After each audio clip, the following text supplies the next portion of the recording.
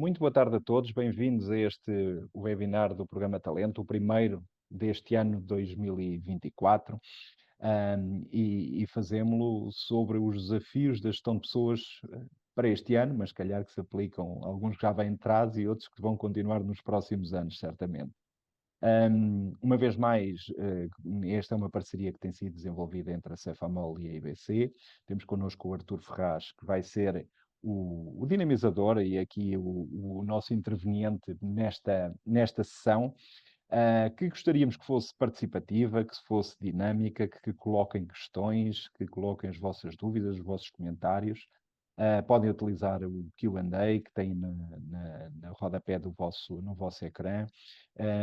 E vamos ter esta primeira parte expositiva, mais de ouvirmos aqui algumas intervenções, o que é que as entidades que estudam estas matérias têm indicam como as tendências para este ano, isto parece um discurso da moda, mas não é. A moda É da moda, mas outro tipo de moda. Mas ouvirmos e depois vamos bater. Portanto, Artur, muito obrigado uma vez mais por estarmos a fazer estas sessões, por esta colaboração. Hoje, até no modelo internacional, o Artur está fora do país, portanto, hoje estamos aqui em modo internacional.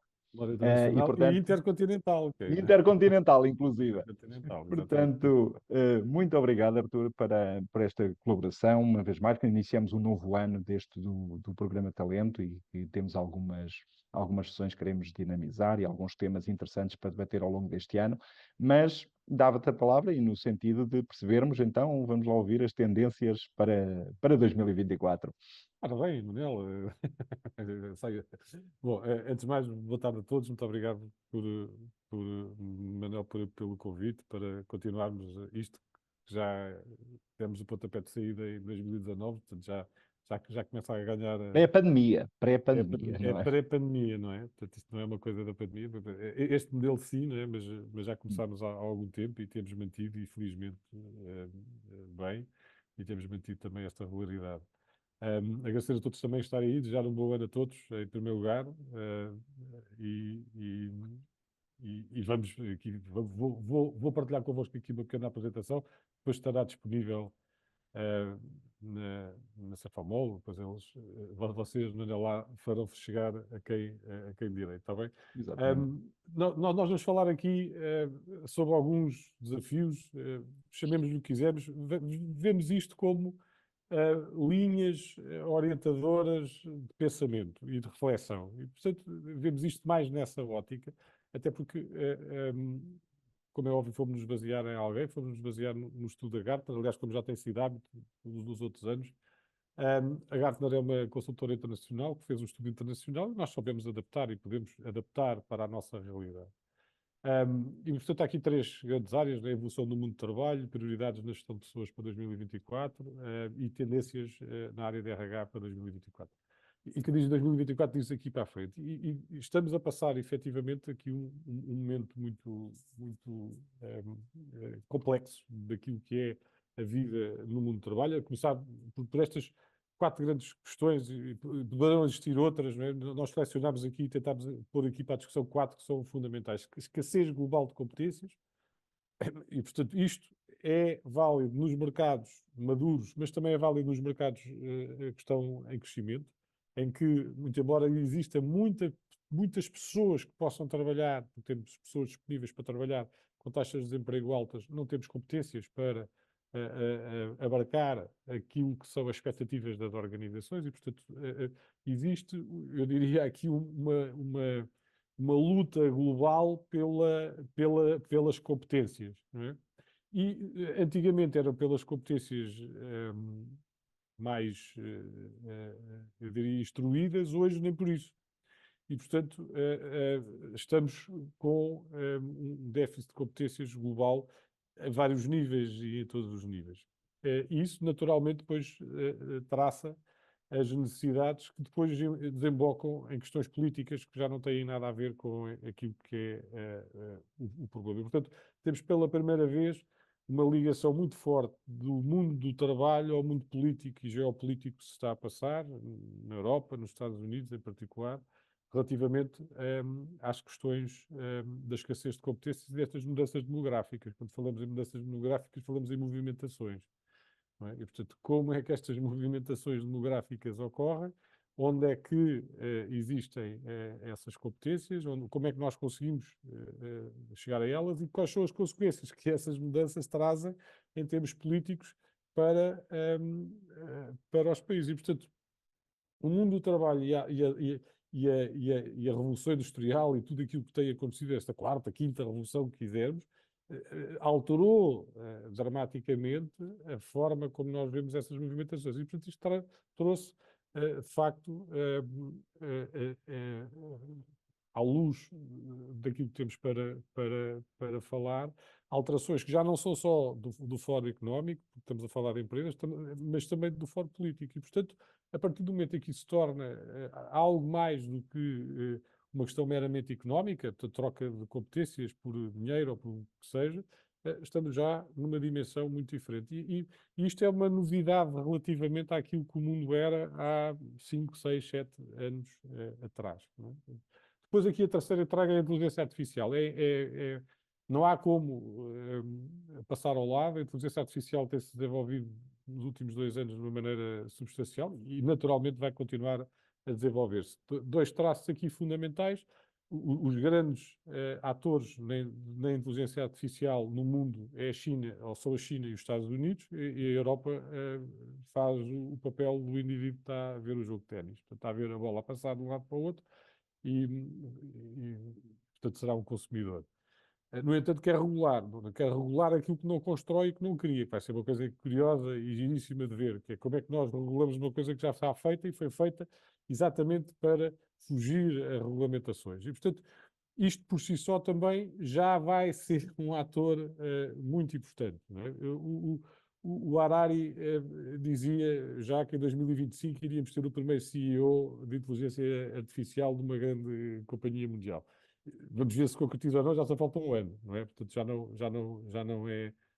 já não falta muito. Vamos ver se aquilo que ele refere no livro dele se concretiza. Mas é algo que pode acontecer. A reinvenção do próprio mercado de trabalho, porque está a reinventar. O que está a acontecer neste momento é toda uma mobilização em sentidos que ainda não percebemos, muitos de nós ainda não percebemos em que sentido é que as coisas estão, sentimos que o mercado de trabalho está em ebulição. E quando dizemos que o mercado de trabalho está em ebulição do lado das empresas que procuram e do lado das pessoas, e, portanto, do lado das competências. Por variedíssimas razões.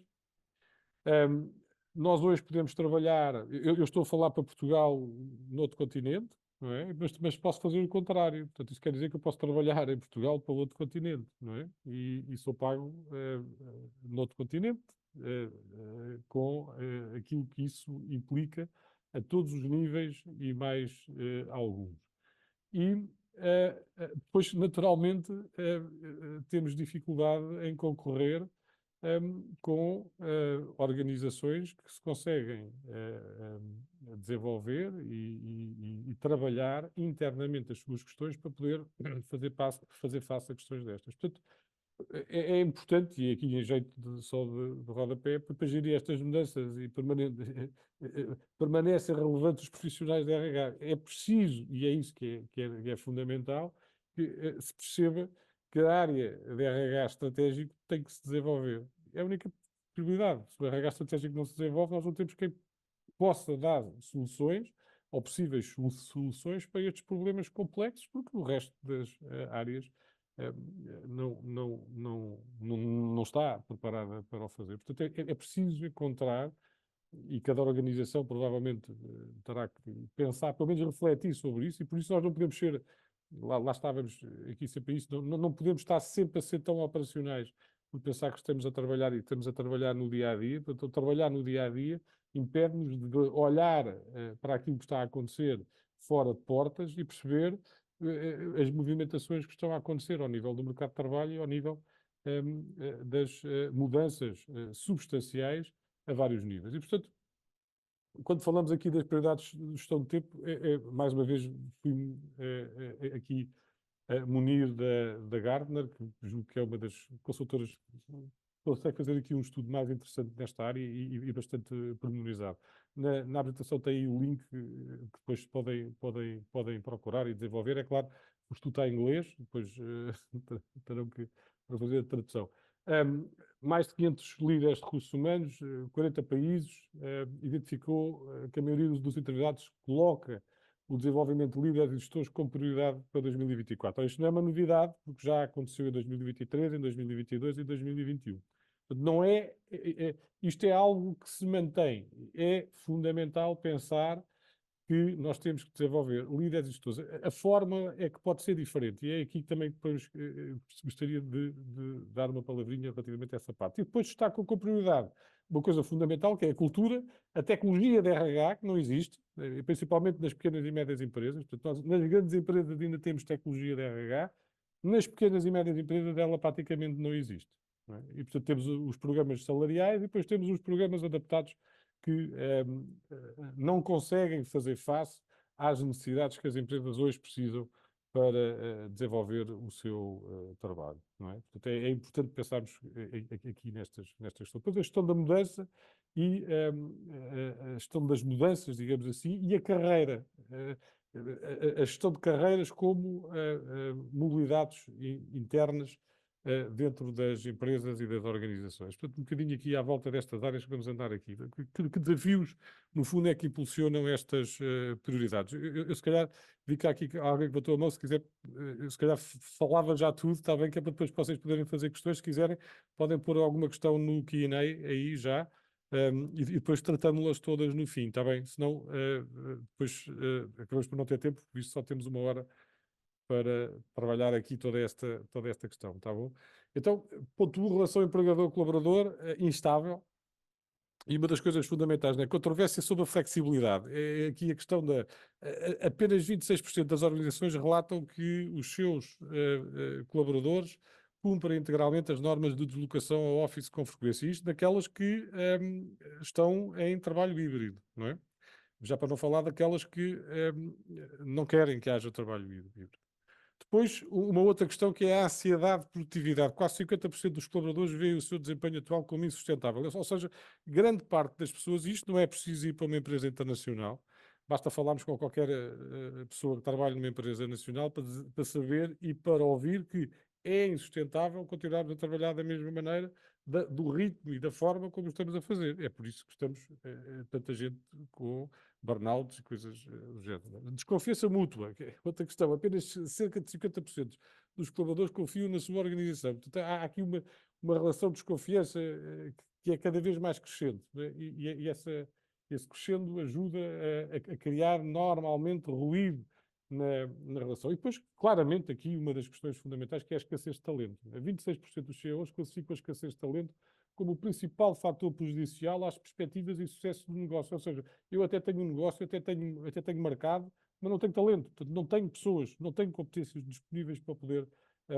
desenvolver a atividade da melhor forma. E, portanto, isto é, efetivamente, um problema que não é um problema de uma indústria ou de um setor, é um problema que é transversal às organizações e praticamente a todo lado. Depois, o impacto crescente da inteligência artificial na organização e na força de trabalho. Sabemos, e isto, lá está, estas porcentagens depois valem o que valem, né? 68% dos executivos concordam que os benefícios da IA superam os riscos, isto é uma coisa interessante, mas apenas 22% dos gestores da RH estão comprometidos com, em toda a empresa, ter discussões sobre o uso de IA. Ora, porquê? Porque o uso de IA tira naturalmente determinado tipo de força de trabalho. E, portanto, como é que isso se vai resolver? Portanto, é preciso que haja alguma discussão dentro das organizações e das associações que as representam para que a inteligência artificial seja falada, discutida, mas numa perspectiva de desenvolvimento disto. Ou seja, precisamos de perceber em que moldes e em que aspectos é que a inteligência artificial vai impactar naquilo que é o nosso trabalho. Ora, hoje nós estamos nos primórdios daquilo que é a inteligência artificial, mas daqui a um ano ou dois já estamos no mercado maduro. Reparem que em 2008, portanto, em 2008 não tínhamos redes sociais. Não é? Em 2014 tínhamos a Revolução da Primavera, árabe, etc., promovida pelas redes sociais. Portanto, em pouco mais de 6 anos, as redes sociais conseguiram transformar-se em algo que em 2008 era impensável alguém achar que poderia acontecer. Portanto, estas mudanças neste momento são muito rápidas, não é? E, portanto, nós ainda estamos a pensar como é que elas começaram e já estamos a levar com o efeito delas em cima e não percebemos que aquilo que estamos a levar é com o efeito de algo que já aconteceu. Não é? E, portanto, estamos aí, é como se estivéssemos dentro d'água, virados contra as ondas, e quando as ondas vêm, que diabo, estou sempre a levar com ondas nas costas. Não é? Foi uma coisa que nos ensinaram desde pequeninos, era não virar as costas às ondas, não é? Pelo menos a mim, principalmente nas ondas de São Pedro de Moel, não convinha. Pressão por eficiência operacional, uma outra questão fundamental. Executivos e investidores proprietários estão focados em produtividade, naturalmente, não é? Eficiência e margem como drivers para o lucro. Então, palavras-chave: produtividade, eficiência e redução. Ora, isto leva a quê? Naturalmente leva a pessoas estouradas, não é? Leva a pessoas cansadas de ouvir falar sobre isto. E porquê? Porque estão constantemente a levar com este tipo de... que é fundamental e que é importante, mas que tem que ser contrabalanceado. Não é? E como é que eu uso esse contrabalanço? Não é? Como é que eu vou combater esses desafios? Bom, é um bocadinho isto aqui. Também não podemos só ficar do lado dos problemas e ficar, estes são os problemas, agora vá. Então, desenvolver lideranças, ponto 1, fundamental, já tínhamos dito ali, era a principal, não é? Desenvolver cultura organizacional, crítico, porque nós ainda estamos em muitas organizações, mesmo naquelas que já se profissionalizaram em muitos sentidos, ainda existe uma cultura paternalista dentro dessas organizações que faz com que não seja ainda a organização em si a ter poder, mas sim esta relação entre as pessoas. Portanto, quando falamos aqui de paternalismo, é que esta relação quase pai-filho, não é? Portanto, eu agora gosto de ti, agora já não gosto, não é? Portanto, esta relação paternalista que muitas vezes faz com que depois se giram conflitos complexos que não se conseguem resolver. Desenvolver cultura organizacional, digitalização dos RH. E porquê? Bem, porque é impossível, com a carga de trabalho que os departamentos de RH, principalmente do setor administrativo, têm que ter para responderem às solicitudes que o Estado lhes obriga, não é? Nós não podemos querer que o indivíduo que tem que fazer payroll e tem que trabalhar para o Estado todo aquilo que tem que fazer, depois vá pensar em desenvolvimento de políticas de gestão de pessoas. Ele não consegue fazer isso.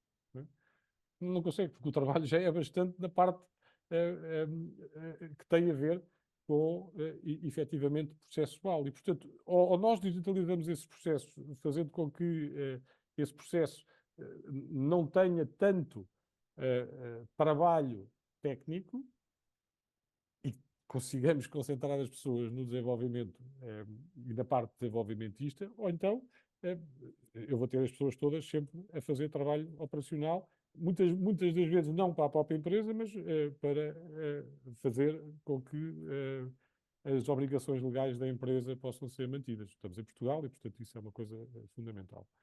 Gestão da mudança, lá está, e depois continuamos nisto, quando se fala em gestão da mudança, desde os anos 80 que andamos a falar em gestão da mudança, já desde o tempo do Gary Hamel, as pessoas estão fartas de ouvir falar de mudança. Não é? E essa é outra questão, quer dizer, fala-se tanto em mudança, falamos tanto em mudança, constantemente em mudança, temos que mudar, temos que mudar, temos que mudar. As pessoas fartam-se, naturalmente, dizem, estou farto disso, quer dizer, já não quero estar sempre a pensar que é preciso mudar constantemente e que é preciso fazermos isto e que é preciso fazermos aquilo.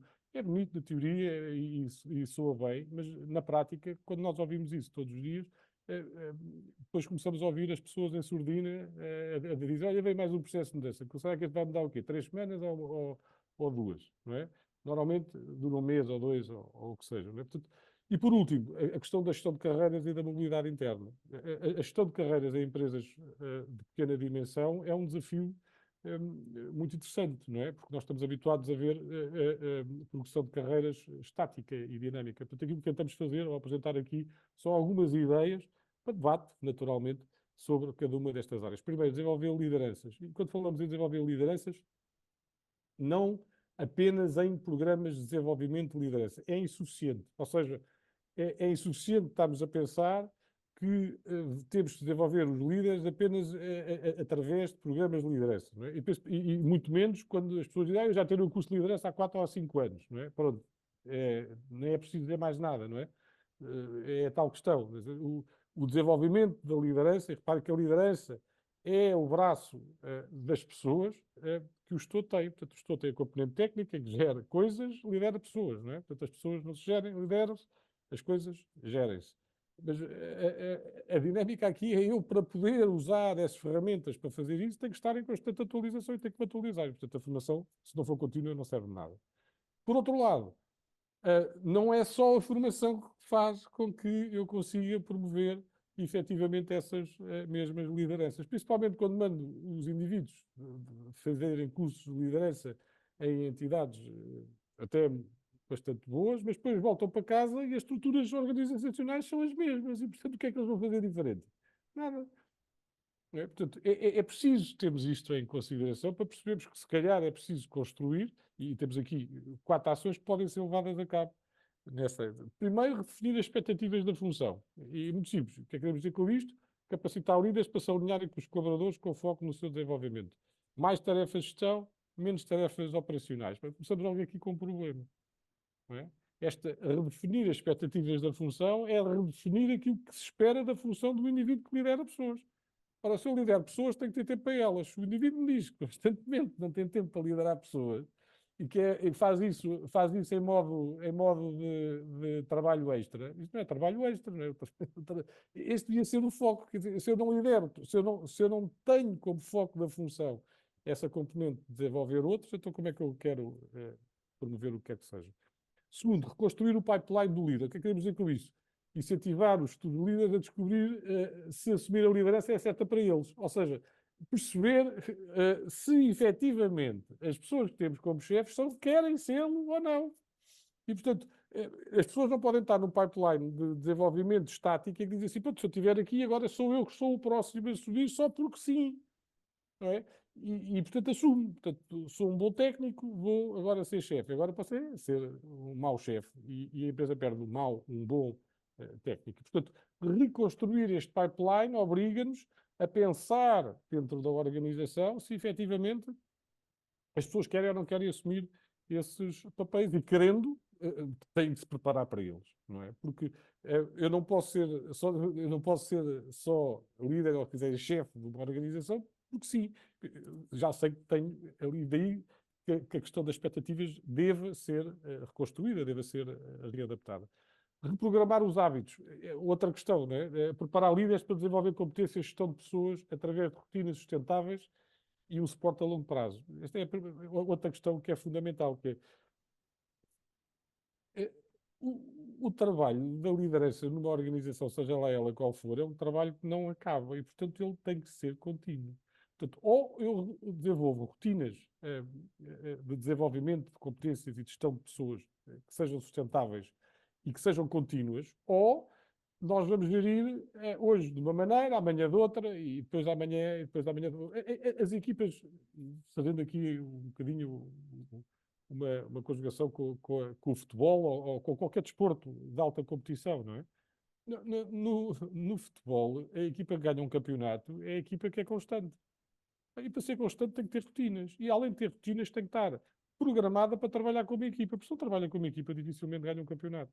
Não é? Você pode ter os melhores jogadores do mundo, mas eles não se interagem, eles não se ligam e, portanto, não conseguimos. E já vimos isso acontecer imensas vezes. Portanto, é importante perceber que hábitos é que as pessoas deverão ter e, se calhar, alguns têm que ser reprogramados, têm que ser diferentes daqueles que nós estamos a usar. E, por último, remover obstáculos do processo. Uma das questões fundamentais também é permitir que os gestores de RH eliminem regras de baixo valor, e quando são regras de baixo valor, são coisas que não interessam, não é? Que estão a sobrecarregar quer líderes, quer colaboradores no seu trabalho. Para quê? Para poderem ser mais eficientes. Já bastam as regras que nós não podemos eliminar, que são aquelas que têm a ver com as leis que temos, não é? Portanto, essas nós não os podemos ignorar. Se calhar há alguns processos que eram válidos há 20 anos atrás, que continuam a ser feitos e que não são questionados e que se calhar não fazem grande sentido serem feitos hoje. Então, porque é que o estamos a fazer, não é? Isto implica que as pessoas possam questionar sobre o trabalho que é feito sem depois ouvirem coisas desagradáveis, não é? Porque senão ninguém questiona. Segunda questão, a cultura organizacional. Imperativo, facilitar a conexão por intenção. O que é que queremos dizer com isto? As organizações mais maduras priorizam a conexão cultural, permitindo que os colaboradores se envolvam com a cultura, exatamente para estabelecer uma conexão emocional e com microculturas saudáveis. Essencialmente, o que é que se pretende aqui? Aumentar o envolvimento, a produtividade e o sentimento de pertença. Ora, eu não posso aumentar o sentimento de pertença da organização se a organização não se der a conhecer e não for transparente. É impossível. Para me identificar como uma organização, tenho que a ver como pessoa de bem. E para haver como pessoa de bem, tem que a conhecer, tem que a perceber, tem que a entender. E, portanto, aqui o peso de desenvolvermos essa questão é muito importante. E a maior parte das novas gerações está cada vez mais ligada a esta questão de sentir a organização e de se sentir parte dessa organização. Está lá porque sente parte. Sente-se parte. E o facto de sentir parte não quer dizer que fique lá mais do que 5 anos a trabalhar. Não é? E ainda agora ouvimos o William Klopp a dizer: eu sinto muito bem no sítio onde estou, gosto de toda a gente, mas vou-me embora no final da temporada. Não é? E, portanto, não é à toa que ele está a fazer isso, ao menos não é à toa, com certeza. Portanto, está lá há 4 ou 5 anos, chegou, o ciclo dele fechou. Provavelmente sente que já não tem mais para dar, ou que não pode dar mais do que aquilo que já deu ali e vai dar no outro lado, com certeza. E que a equipa precisa de uma outra coisa. E, portanto, estamos a falar disto, não é? Muito embora a pessoa esteja perfeitamente identificada com a cultura, sente que é a altura de sair.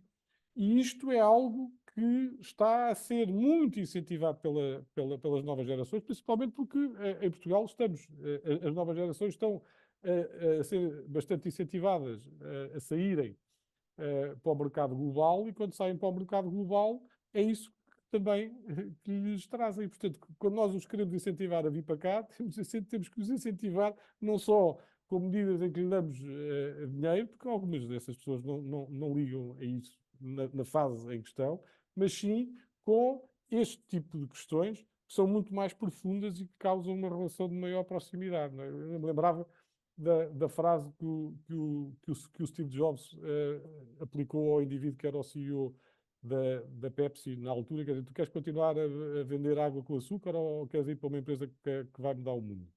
Não é? É um bocadinho esta lógica, não é? E o indivíduo mudou e depois despediu, o que é giríssimo também, não é? Mas pronto, faz parte da história. Facilitar a conexão por intenção. E aqui, lá está, não vou entrar aqui muito, não vou ficar aqui muito tempo, mas basicamente a tal ideia da abordagem tradicional da cultura que é difundida pelo escritório, com a disrupção híbrida.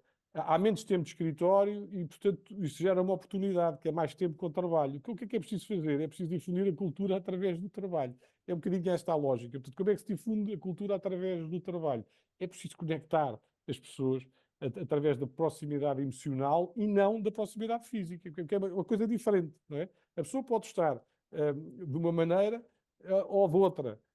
A proximidade física não tem que necessariamente trazer proximidade emocional. E esse é um dos desafios interessantes daquilo que é necessário fazer para trabalhar esta componente. Que impacto é que isto pode ter? A conexão da cultura dos colaboradores pode aumentar até 43% quando a cultura é difundida através do trabalho. Portanto, vejam aqui, e isto são medidas que nos dão, são indicadores que são muito próximos. A conexão da cultura dos colaboradores pode aumentar em até 27% quando os mesmos experienciam proximidade emocional, lá está, a proximidade emocional como aumento da conexão cultural, e por isso o sentimento de pertença. E a conexão da cultura dos colaboradores pode aumentar até 19% quando alcançada através de experiências microbaseadas. O que é que são experiências microbaseadas? São coisas pequenas que vão sendo feitas com continuidade e que permitem exatamente que a conexão ocorra e exista. Não é? O terceiro ponto, já só falta um, portanto não te espera, quase a acabar nesta parte. imperativo atual, avaliar o impacto e a adoção de tecnologias emergentes. Uma coisa fundamental, criar e perceber que existem, quais são as listas de tecnologias para a área de RH orientadas para o futuro e avaliar a sua aplicabilidade, em primeiro lugar, ao responder a pergunta-chave para orientar a estratégia e o roteiro de implementação. Duas coisas fundamentais aqui na minha ótica. Primeiro, perceber que existem, como é evidente, soluções para pequenas e médias empresas na área dos RH, mas que essas soluções não são ainda o grosso das soluções. Portanto, existem soluções, normalmente para grandes empresas. Para as pequenas e médias empresas, as soluções que existem são muitas vezes limitadas, exatamente porque as empresas não têm essa, ou têm sentido, não têm sentido a necessidade de as utilizar. E quando falamos nisto, lá está. O que é que nós temos que conseguir? Primeiro, distinguir a realidade do mito, não é? Portanto, o que é estabelecer o verdadeiro potencial da tecnologia, o que é que a tecnologia pode fazer e em que moldes é que o pode fazer e avaliar e pontuar tendo em conta os critérios de sucesso. Aqui alguns critérios, não é? Gestão versus responsabilidade, preparação da força de trabalho, riscos e ética, fundamental quando estamos... E, naturalmente, a credibilidade do fornecedor que nos vai fornecer a solução tecnológica, não é? Por último, a gestão da mudança. E quando falamos em gestão da mudança, aqui muito ligado à componente da comunicação versus formação. Né? Será que faz sentido trabalhar? Bom, então temos aqui uma forma um bocadinho atualizada para o sucesso da transformação organizacional.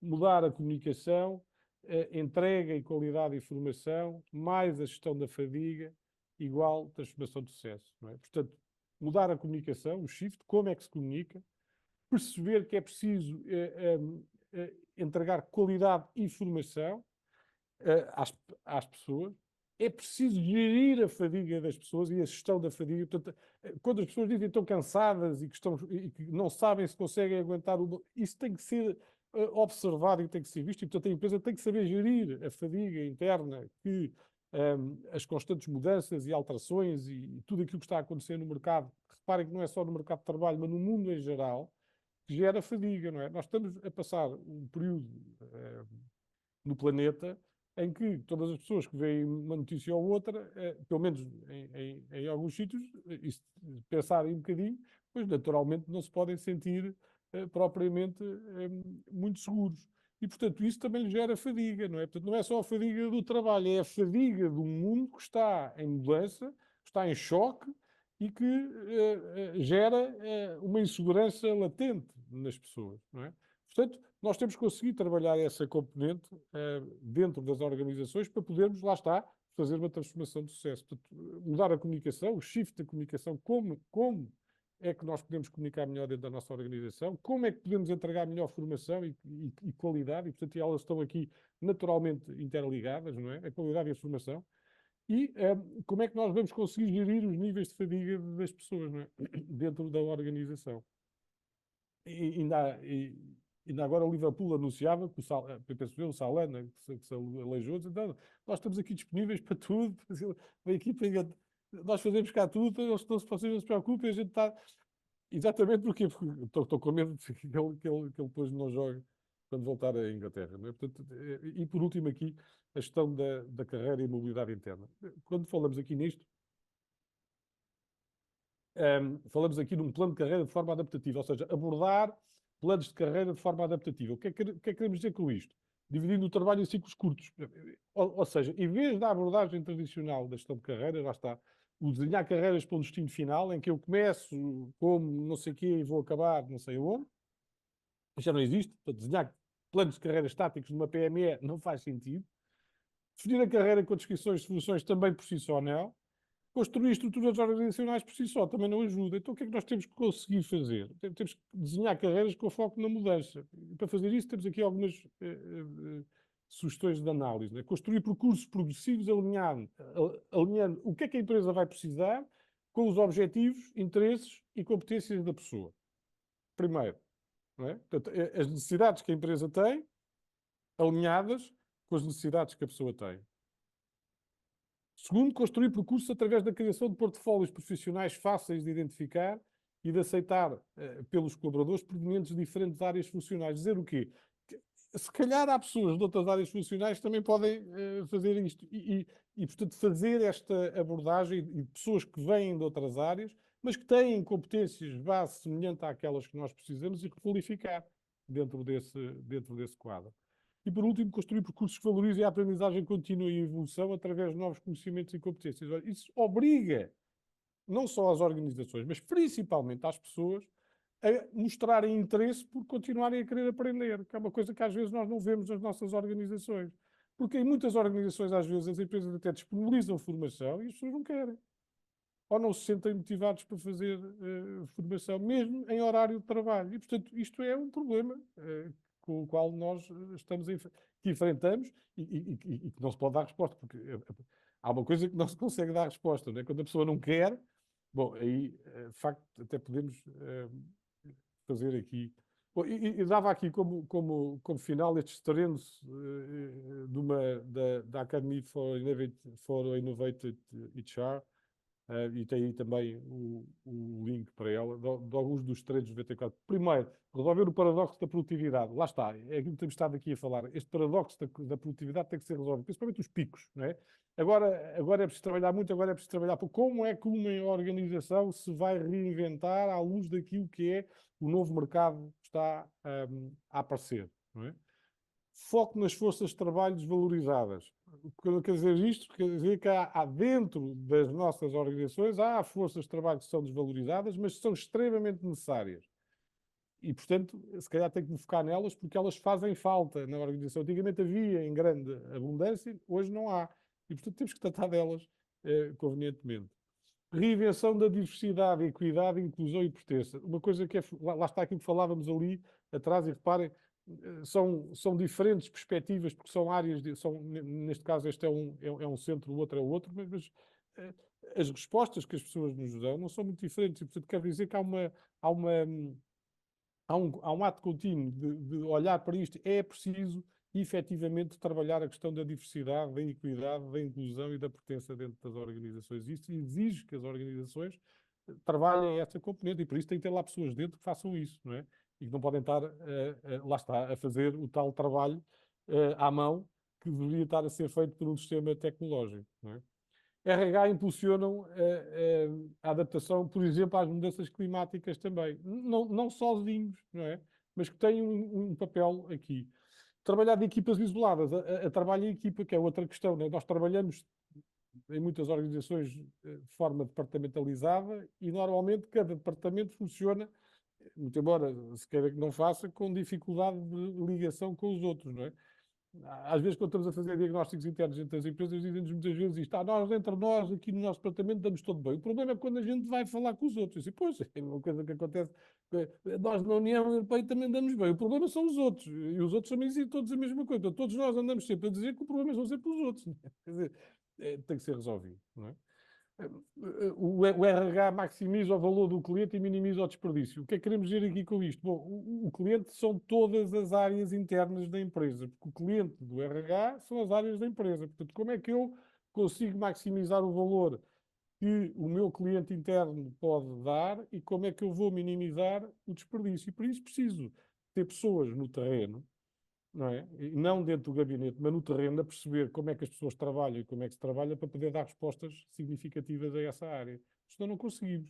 O RH e o RP, portanto, as relações públicas, ou se quiserem, o marketing, trabalham em conjunto. Não é?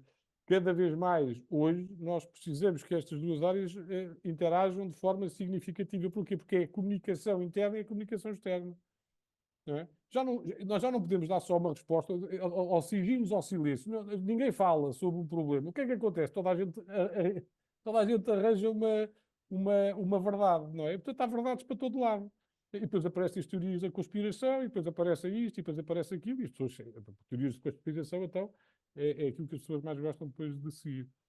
Evolução do trabalho capacitado por inteligência artificial. Esta é outra questão. Não é? E reparem aqui, mais uma vez, a inteligência artificial a aparecer. Portanto, o trabalho vai ser, com certeza, capacitado. A inteligência artificial aqui vai ter um papel importante para capacitar, para incrementar o trabalho. A questão é como é que nós vamos preparar as pessoas para saberem trabalhar de forma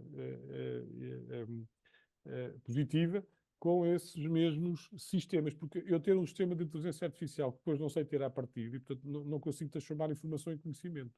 Não é? Portanto, nesse caso, melhorar o equilíbrio entre trabalho e vida pessoal. Isto é uma coisa que é claramente transversal a quase todas as organizações, países, onde quer que seja. As pessoas querem ter mais vida pessoal. Até porque estão a ver o mundo da maneira que está e as pessoas querem estar com os seus. Isto tudo desde a pandemia, claramente se nota essa questão. O fim de pseudo-trabalhos, o que queremos dizer? São trabalhos que não existem, mas que têm que ser feitos. Isso provavelmente irá ter que acabar. E depois da tal questão que se falava do talent acquisition, portanto, da aquisição de talento ao talent sex. Portanto, como é que nós passamos dessa realidade a ter acesso a talento e como é que nós o podemos desenvolver. Bom, eu hoje acho que já aqui falei um bocado, Manel, se calhar deixava aqui agora Exato. este espaço para... Não, e acho que há aqui muitos temas para discutir. E, obviamente, deixamos já aqui a possibilidade de colocarem as vossas questões, os vossos comentários aqui no chat ou no Q&A, que pode aplicar. Eu ia só começar aqui por um tópico que me parece, pelo menos tem sido bastante relevado na nossa indústria, mas não só, e que por acaso aqui não é comentado. Se calhar não é uma tendência. Ou não está na moda. Mas há aqui uma questão que é a gestão do conhecimento e o planeamento da sucessão. E da sucessão não estou a falar da direção das empresas, ou da gestão das empresas, ou dos empresários, e o que seja. Estou a falar na sucessão do conhecimento dentro das empresas. Ou seja, quando estamos muito sujeitos, e nós temos visto isso acontecer com alguma regularidade, em saírem pessoas-chave da empresa para outras organizações, para outros setores e o que seja, e depois há ali uma perda do conhecimento que aquela pessoa tinha na organização, que não é passado, não é substituível no curto prazo. Isto não foi muito aqui, ou pelo menos daquilo que eu percebi, não é muito referenciado, pelo menos diretamente. Não, Este não diretamente é não é. um. Diretamente não é, exatamente. Não é efetivamente um desafio grande que também podemos juntar a estes todos que aqui foram apresentados. Ele já lá está, porque está na tecnologia, não é? Porque a gestão do conhecimento. E ainda bem que referes isso, Manel. Qual é o problema da sucessão das pessoas? Quando estamos no mercado cada vez mais ativo, portanto, as pessoas saem mais do trabalho, e, portanto, saem dos sítios onde estão, deixando lacunas. Então, se a organização não tem preparado um sistema organizacional que permita que o conhecimento esteja do lado da organização e não na cabeça das pessoas, este é o shift cultural que tem que acontecer, porque a maior parte das pessoas ainda tem a sua, até a começar às vezes pelos próprios gestores ou donos das organizações, que têm o conhecimento do negócio na cabeça, não é? Mas é só na deles, não é? E portanto, como é que isso se põe dentro de um sistema de informação? É por isso que se tem que pensar como é que o sistema tem que ser feito. Era aquilo que falávamos ali atrás, não foi dito diretamente, não estava ali, mas é implícito, claramente, não é? Ultimamente, a maior parte das empresas tem experienciado estas saídas. Saem pessoas, entram outras. Saem pessoas com um determinado tipo de conhecimento e vêm outras com conhecimento diferente, porque as empresas, embora até possam ser dos mesmos setores, trabalham de maneira diferente. E depois não se encaixam. E como não se encaixam, o que é que acontece? Saem, não é? E ninguém percebe porquê, não é? Porque às vezes também não se tenta perceber um bocadinho isso de uma forma mais aprofundada. Portanto, a gestão do conhecimento aí é crítico, claro. Mas é aqui que se fala, quando se diz, bom, precisamos de sistemas onde o conhecimento fique do lado da organização, claramente, e que nós, dentro das nossas funções, consigamos preparar efetivamente os sucessores. Por exemplo, o trabalho que eu estou a desenvolver aqui no sítio onde eu estou, neste momento, e desculpem falar nisso, mas já que falas disto, é exatamente isto, é preparar mentores nas empresas para passar a informação. Até exatamente isso. É o modelo que nós criámos e que desenvolvemos e que estamos a trabalhar numa organização em particular, onde aquilo que se pretende é fazer o quê? É exatamente, primeiro preparar mentores. Não pode dizer, este vai ser mentor. Isto não existe. Não é? Portanto, as pessoas têm que ser preparadas para poder desenvolver essa tarefa. E depois temos que selecionar as pessoas que irão ser o alvo desses mentores e preparar então a intervenção junto deles. Uma intervenção continuada, uma intervenção que faça sentido, uma intervenção que efetivamente permita o quê? Que haja passagem. Não, a informação não pode estar só escrita no sistema, ela tem que ser compreendida pelas pessoas, senão as pessoas não a entendem. Não é? Há uns anos largos, eu desenvolvia um trabalho, ainda era no meu início, estávamos a fazer um programa de descrição de funções numa empresa, alguns, no planeta Terra e em Portugal. E havia um indivíduo que dizia assim: eu nunca posso tirar férias. Então porquê? Porque se eu vou de férias, o armazém fecha. Só eu é que sei onde é que as coisas estão. Então, mas não tem nada escrito. Não, está tudo na minha cabeça, nem preciso escrever, está a ver? E os indivíduos que andavam lá todos, aqueles que têm aquele nome de giro, que é o fiel, não é? Os únicos indivíduos fiéis dentro da organização são os fiéis da armazém, os outros são todos infiéis, não sei se sabe, sabemos isso, que é giríssimo, portanto é aquela coisa, porque é que ele é fiel e os outros não são, quer dizer, não dá para perceber. Mas ele é fiel, era a esse indivíduo. Porquê? Porque eles não faziam. O indivíduo dizia assim: olha, vai ali, vai buscar não sei o quê, mas ele não sabia porque é que lá ia. Ia lá. Porque é que ele ia àquele sítio? Ele não fazia ideia. Porquê? Porque ele não sabia qual era a lógica que estava iminente à cabeça daquela pessoa. Por isso é que ela era a pessoa mais importante da empresa. Claro. E não podia ir de férias. Enquanto a organização não toma uma posição quanto a isso, e nós nas nossas organizações temos muitos indivíduos a fazerem isso também, não é? Não por mal, as pessoas não fazem nada por mal, porque as pessoas não são más. Por isso simplesmente É um perfil. gostam de ter a sua quinta, não é? A sua hortazinha, aqui a minha horta, pá, eu é que sei onde é que estão os tomates, pá, não venham cá com histórias, não é? E portanto não quero que saibam onde é que eles estão, só quando quando eles vierem ao de cima. Bom, eu diria que há aqui uma questão crítica cultural, mais uma vez, não é? Que tem a ver com esta questão exige mudança cultural também, não é? E, Não, portanto, exato. sem mudança cultural, o sistema não funciona. Mesmo ponha o melhor, lá está, eu tenho o melhor sistema de informação. Se não for alimentado, não serve de nada, não é? Ele, para ser alimentado, eu tenho que acreditar que aquele sistema é bom para mim. Senão, eu não vou alimentar aquele sistema. É ganhar a confiança, não é? No fundo, das equipas e de todos os que estão Lá está, envolvidos nestes lá processos. está o sentimento de pertença à organização. Por isso é que a empresa tem que trabalhar o sentido de pertença, não é? Que é para as pessoas acreditarem naquilo que estão a fazer e que aquilo tem um sentido. Há uns anos também aqui numa empresa próxima estava-me a dizer, bom, os engenheiros pedem-nos para a gente escrever umas folhas e não sei o quê, e nós escrevemos as folhas todas. O que é um facto é que estas folhas nunca saíram aqui do sítio. Para que é que eles querem que eu faça isto? E as folhas andavam lá soltas por todo lado. E é verdade, estavam lá. E depois eu fui falar com os engenheiros e perguntei: então, mas vocês pediram aos indivíduos para fazer isto? Eu disse: a gente não tem tempo, temos de fazer. Pelo menos levantem-nas do sítio. Vocês estão a pedir às pessoas para fazer um trabalho que eles sabem que não é preciso. Então o que é que eles vão fazer daqui para a frente? Pois, naturalmente, esse trabalho está Isso não são as desacreditado. tais tarefas, às vezes, desnecessárias, ou desnecessárias porque não são utilizadas, se calhar até são importantes, mas depois, se não forem utilizadas, não A fazemos questão nada é, com isso. a questão é que tem que ser utilizada. A questão é, aquela pessoa, aquilo tinha que ser feito, só que não era porquê? Porque não era operacional, não era operacional para hoje, era uma coisa que poderia ser, e portanto as pessoas quando descartam trabalho, descartam aquele que não tem a ver diretamente com a operacionalidade que A estão operacionalidade. não é? Bom, temos aqui uma questão da Helena Silva, que se. Boa tarde, bom ano para todos. Artur, se consegue É, manter colaboradores otimistas, motivados e ligados à empresa num momento em que guerras, dúvidas, medo, crises económicas e sociais dominam o mundo, o que devem fazer as empresas de forma prática para ajudar? Ou seja, no fundo, combater estes receios todos e como é que manter as pessoas de espírito aberto e positivo no meio das Eu- eu- organizações? claro, e a pergunta tem a ver com aquilo que nós estávamos aqui a falar. É por isso que as empresas têm que ter, claramente, uma área de gestão de pessoas forte. Não é? A área de gestão de pessoas serve para fazer isso. Não é? Agora vai dizer o quê? Eu consigo alterar o mundo? Não vou alterar o mundo.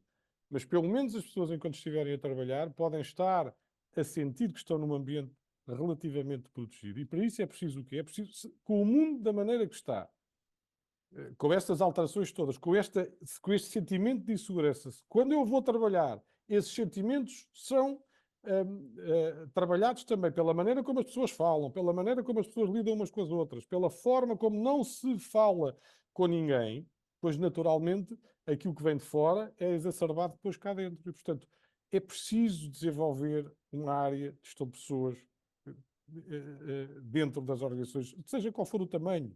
Se eu tenho uma empresa pequena, junto-me a outras pequenas que possam, de alguma forma, agregar alguém que possa trazer esse valor e possa fazer esse tipo de questão. Provavelmente não conseguimos quando não temos dimensão, então temos que ganhar, não é? Se não é de uma maneira, é de outra, mas tem que ganhar dimensão para poder ter acesso a isso, porque isso é um trabalho contínuo.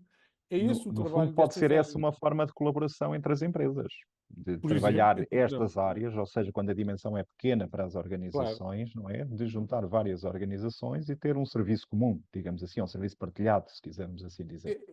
É uma área que cada vez mais exige isso. Porque é tal questão. Eu posso, e esta questão da Helena, para mim, é para mim uma preocupação sempre constante, que é pensarmos o quê? Eu não mudo aquilo que está a acontecer no mundo. Eu não consigo. Nós não temos essa capacidade. Mas podemos mudar a maneira como as pessoas que estão à nossa volta se sentem enquanto vêm trabalhar. Isso cabe-nos a nós. Cabe-nos a nós, não cabe a mais ninguém, não cabe ao governo, não cabe, cabe-nos a nós fazer isso. E esse, hoje, não é só uma necessidade, eu diria que é um imperativo que as organizações têm para fazer perante aquilo que está a acontecer no mundo nos últimos 3 anos. E que este ano vai ser agravado, portanto, não tínhamos dúvidas disso. Portanto, como é que nós desagravamos isso? Temos que trabalhar essa questão junto das pessoas. Não é? Os ódios internos que estão a acontecer dentro de não sei quantos países, que estão a ser exacerbados por coisas que nem as pessoas entendem muito bem como, não é? Basta ler as caixas de mensagens dos jornais para percebermos que há um ódio latente nas pessoas que parece estranho. Pessoas que a gente nem sabe como é que se chama, porque é Rodix, não sei, nem sequer nome têm, e normalmente também não têm fotografia, não é? Mas se vocês forem lá comentar alguma coisa que esse indivíduo disse, é provável que levem com 300 pessoas em cima a dizer que vocês são todos uma camada se me apetece ser enxovalhado, é só fazer isso, não é? Portanto, não precisamos fazer grande coisa hoje em dia. Portanto, para evitar isso, se calhar precisamos mesmo, nas nossas organizações, ter alguém que efetivamente proteja essas pessoas. E essas pessoas é aquilo que nós fazemos na nossa família e no nosso core de pessoas, não é? Eu consigo chegar a 5 pessoas. Estas 5 pessoas influenciam 15 ou 20 todos os dias. Se eu nestas 5 pessoas deixar uma influência positiva, claramente essa influência positiva vai ter um impacto positivo dentro da organização. Tem que ter. Hoje tem que ter. Não é? Hoje já não é só dizermos que é preciso fazer isso. Isso já passou, já lá vai o tempo. Não é? É preciso fazer algo na área de gestão de pessoas. Sou pena das pessoas, pura e simplesmente, quando vocês andam à procura para recrutar, não quererem trabalhar para as vossas organizações. E isso acontece muitas vezes. A primeira coisa que muitas vezes nos perguntam que é como é que chama a empresa? Não pode dizer, se não diz qual é, eu não vou. Ela é logo direto, não é? E, portanto, se for fundamental, não quero. Olha, então digo-lhe já, se for empresa A, B, C e D, eu não vou. Então as pessoas fazem isto, não é? E porquê é que elas estão a fazer isto? Dizem, a culpa é... Não há culpados. É pensar que, provavelmente, temos que olhar para estas questões de uma maneira muito mais profunda do que aquela que temos olhado até aqui. E perceber que isto não é um problema português, não é um problema da área dos moldes ou dos plásticos, é um problema transversal no mundo, principalmente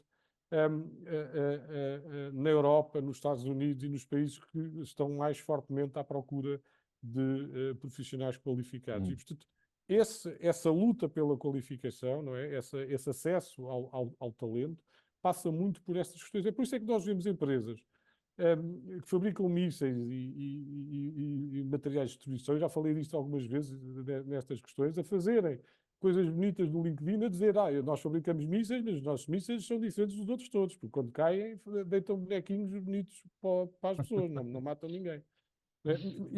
E somos muito interativos. Portanto, porquê é que eles andam a fazer isso? Porque eles também precisam de recrutar.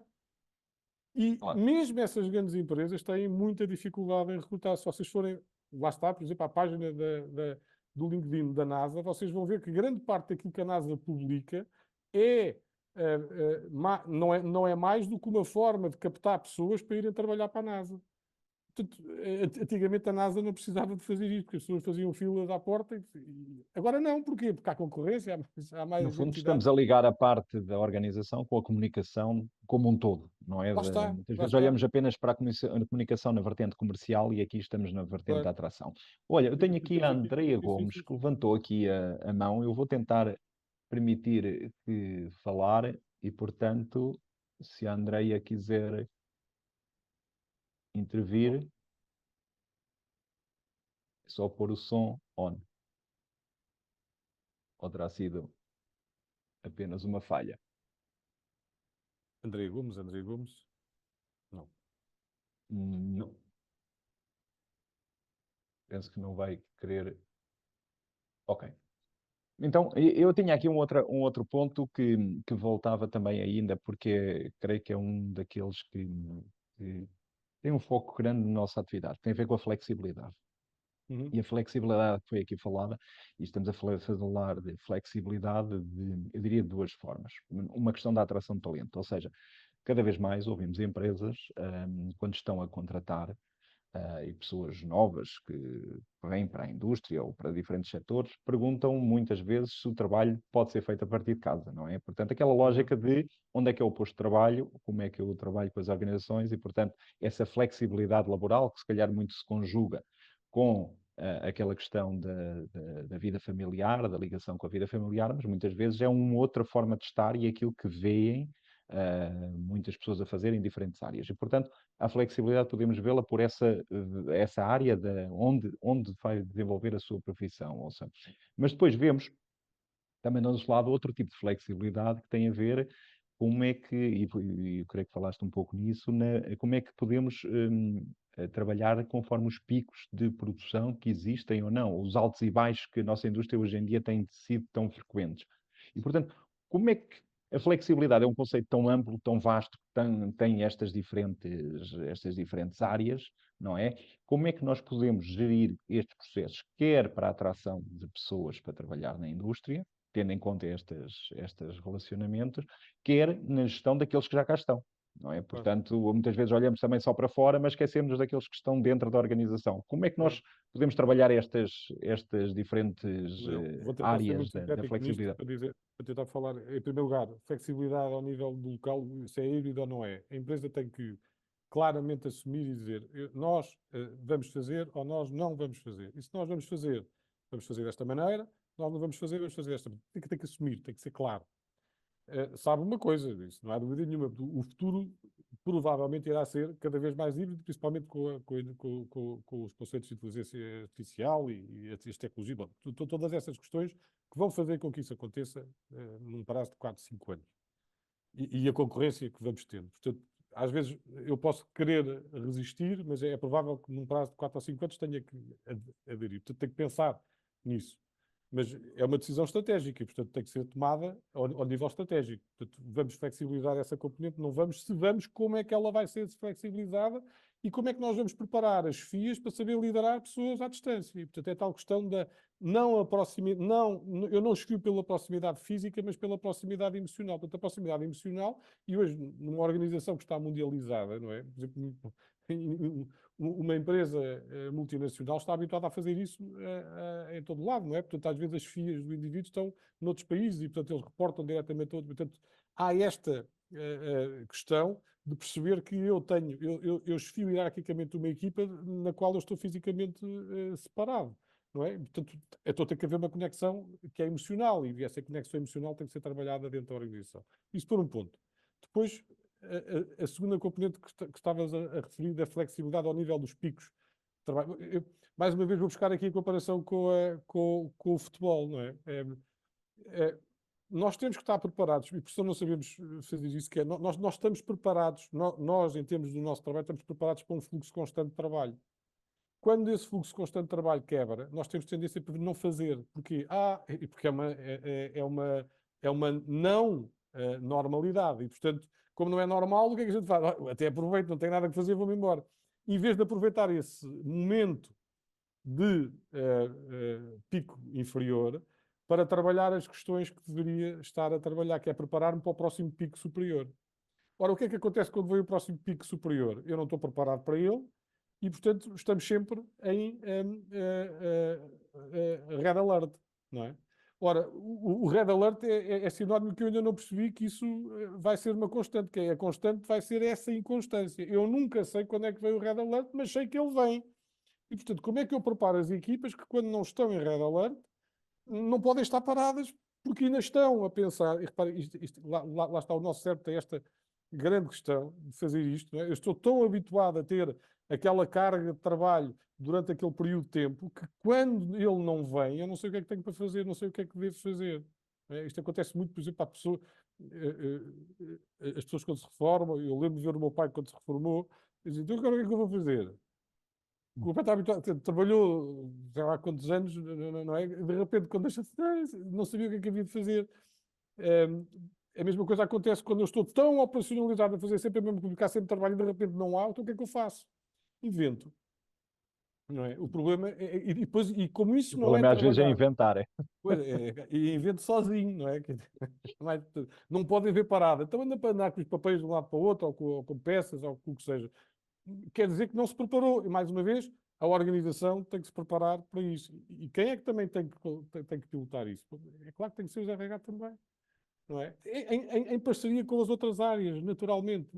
O RH tem que ver e tem que olhar para aquilo que é a operação e perceber o que é que a operação precisa. Não é? E para perceber o que é que a operação precisa, tem que lá estar, tem que ver isto está a acontecer, como é que nós vamos resolver estas questões. Não é? Há organizações que sabem, vão ter um pico inferior a partir de uma determinada altura, já têm isso previsto, já sabem que isso vai acontecer, começam a prever fazer um conjunto de atividades que faça com que as pessoas mantenham a regularidade e prepararem-se para, quando vier o pico superior, não sentirem que estão em esforço. Ora, mas isso implica planeamento, implica pensar à frente, implica que eu não esteja sempre a pensar no trabalho que estou a fazer hoje, operacionalizado, e quando acaba o dia vou-me embora porque estou estourado todo, não me apetece pensar em mais nada. Portanto, quem não pensa para a frente tem muita dificuldade em olhar para isto de uma forma sustentável no médio e longo prazo. Não é? Portanto, eu diria que estas são as duas grandes questões aqui que deveríamos ter aqui atenção. Exato. Bom, estamos em cima da hora para, aliás, passamos por 2 minutos, creio eu. Estes são os A dois hora minutos de encerramento, académicos portanto, velhos, estes não dois é? minutos estão dentro do normal, não é? Portanto, isto só nos mostra que temos aqui muitas questões que têm que continuar a ser trabalhadas e têm que ser discutidas, debatidas, analisadas, acho, partilhadas boas práticas. Penso que isso é sempre importante para percebermos o que é que os outros estão a fazer e estão a fazer bem ou o que estão a fazer mal. Também temos que aprender com os erros que cada Sim, um de sim. nós vai tendo, não é? E, portanto, isto só mostra que aqui no âmbito do nosso programa Talento temos aqui muitos temas para continuar a discutir em Vamos próximas embora, vamos em edições. frente, exatamente. E por isso, espero que possamos contar com todos os que assistiram também a esta sessão e outros que se queiram juntar a nós. Creio que esta partilha é sempre relevante e importante e permite-nos desencadear planos de ação nas nossas organizações num futuro próximo. Artur, muito obrigado uma vez mais por Obrigado, por Manel, esta também. Obrigado a todos. colaboração, por esta participação na ação e esperamos, no fundo, voltar em breve com novos temas, ou alguns que Claro. não são tão novos, mas que se calhar têm que ser revisitados, Tem que não ser é? revisitado, exatamente. Vamos a isso. Muito obrigado a todos, obrigado Olha, também pelas questões e pela vossa participação. Obrigado, Manel, obrigado à Cefamol, por manterem aqui o nosso programa Talento no ar durante este tempo todo. Espero que seja e vamos útil. continuar. E vamos Vamos em continuar. frente. Obrigado. Muito obrigado a todos. Obrigado. Boa Obrigado. tarde.